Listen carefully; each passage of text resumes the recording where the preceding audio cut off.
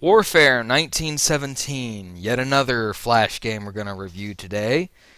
Very interesting game because not many games deal with the First World War, World War One. Neat intro right here. Armor Games. Con Artist of Armor Games presents.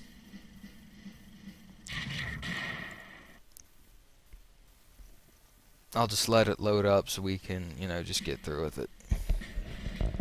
Now, the thing with Warfare 1917 is, like I said, it's a World War One game, and what I like about this game is the fact that you can lead your troops into battle, and you can also play as either side. You can either play as the British Empire or the German Empire, and a little bit of facts right here. I'll let you read that, and it says, during the First World War, the British Army was known for its keen use of artillery and pioneering of the tank. Always pushing forward, the British Army took on the offensive doctrine. While this led to the deaths of many, ground was gained, the important good. And this right here, shit. Little Naruto thing up there for all of you to see. And this is the German side. And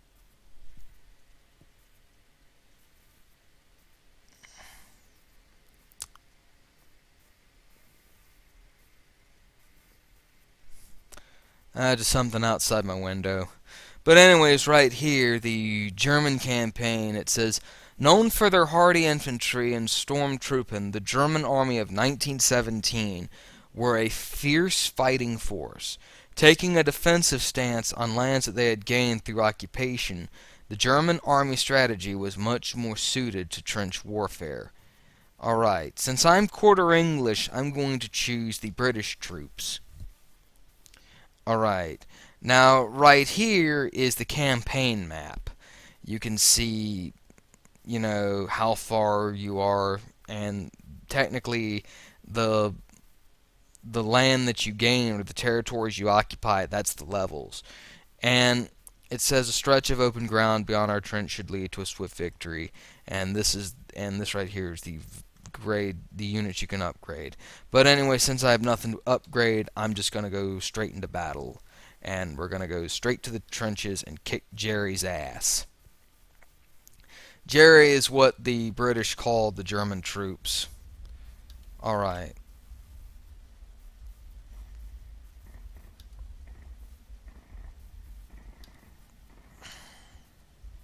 I'm going to just keep loading up this trench. Just keep loading it up.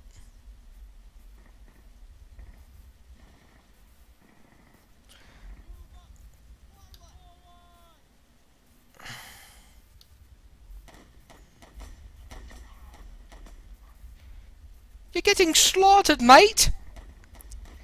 Yeah. So, right here is you can have your troops in the trench, or you can just have them go out on the assault, And let's zoom in over here, see what's going on over here on the German side. Not much going on the German side, and my troops are all getting slaughtered out of the trenches. So, it's best that you just leave your troops in the trenches. Sometimes it's better that way, and these bars up here, this one up here says ground taken, like how much ground you've taken, and then there's the morale bar, which shows you the morale of your troops. And based on what's going on here, the Germans are taking most of the ground, but I have high morale. It's not how much land you take, it's how high your morale is. And some more interesting stuff, I'm gonna do that. And enemy morale is low. And the Germans, or the Jerrys, as they're called over in England in both world wars, seems to be running a little low. And I may need some more Tommies.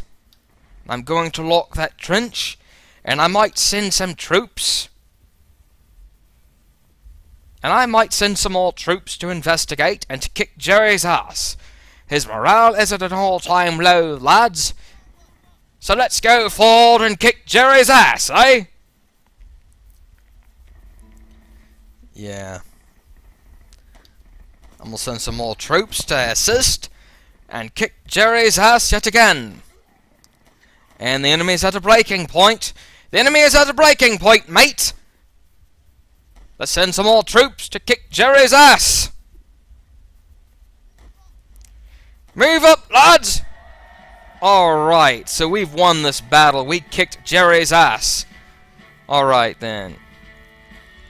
The experience points I get was 150 points. I killed more troops, but they deployed more squads. They lost more squads, and what have you. So basically, I kicked Germany's ass. Alright. Now we've got ourselves a new support weapon. Alright. And a new unit, too. So, let's go over to upgrade units. Over here are basically things you can do regarding support. Now you've got our mortars, and what I'm going to do is I'm going to see about ballistics, rally, and I'm also going to see about increasing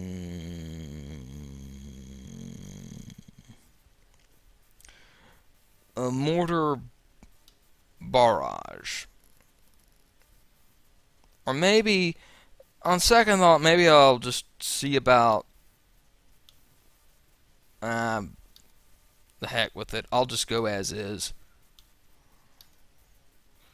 So what you do here is you can increase your infantry and your armor and your support fire and basically increase the overall abilities of your troops.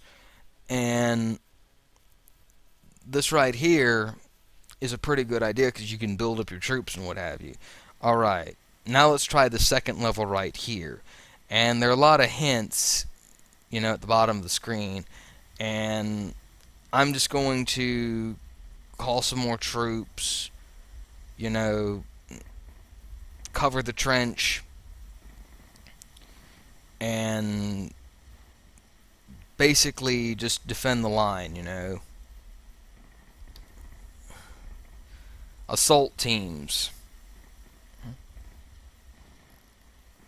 And I'm just going to call just the regular riflemen and, you know, just have them defend the trench. So all there is to this game is you're just fighting in a trench and you're basically reenacting the battles of World War I. If you're looking for Nazis, I hate to break it to you, but there are no Nazis in World War I. One of my major pet peeves when people confuse World War I with World War II. And that right there is just purely infuriating to me. Being a history major and everything like that, it's just one of those things that really grinds my gears. And I've had to correct people many times that World War I and World War II were two different conflicts. You're not going to find Hitler in World War I yelling and screaming in Berlin. You're going to most likely find him on the trenches of the First World War. And Churchill was not even Prime Minister in World War I. In the First World War, Churchill was in British politics, yes, but the first go around, Churchill in 1914 was First Lord of Admiralty, and a couple of other leaders as well. Hirohito was the Crown Prince of Japan at the time, among other things, you know. So don't expect to find familiar faces in this World War. The big villain of the First World War was the Kaiser. And big noted battles of the First World War include the Battle of the Somme and the Battle of the Jutland Peninsula, or the Battle of Jutland, however they call it. And if you really want some good top-notch World War I maps, EmperorTigerStar has quite a number of good ones. I'll post a link to his channel and the videos he's made about World War I down in the description box so y'all can check it out. We're getting slaughtered, mates! Oh, and another World War I battle that's worth researching is the Battle of Gallipoli. And that was between the Australian forces and the Turkish military, or as they were referred to in World War I as the Ottoman Empire. And I think in 1981, if memory serves me right, Mel Gibson was starring a film that detailed that entire battle. Another interesting thing about the First World War was the 1914 Christmas truce. So this upcoming December will mark 100 years that the Christmas truce occurred. And what happened was, on the German front lines, in no man's land, let me rephrase that. On the front lines, there were reports of German troops crossing over to British trenches with a truce flag in one hand and a Christmas tree in another, and for like a duration of a week, the two sides put down their bayonets and started celebrating Christmas together. And there have been a lot of songs about it. I'm also going to post a good song that talks about the Christmas truce of 1914, a very good song by, I believe his name was John McDormand that sang it. I don't know off the top of my head. But anyways, it is a very good song. I really like it. And right here, I'm just going to start bombing every living daylights at them. I might just send another troop, send some more lines. And I do need to refresh my troops over here because they're getting the ever-living hell bombed out of them. One thing you got to realize about this game is you just can't leave your trenches undefended. You just got to keep reinforcing your trenches, replenishing and reinforcing your trenches, because it's just one of those things. And when the timer fills up, I'm going to reinforce it with some riflemen. And whoa, look.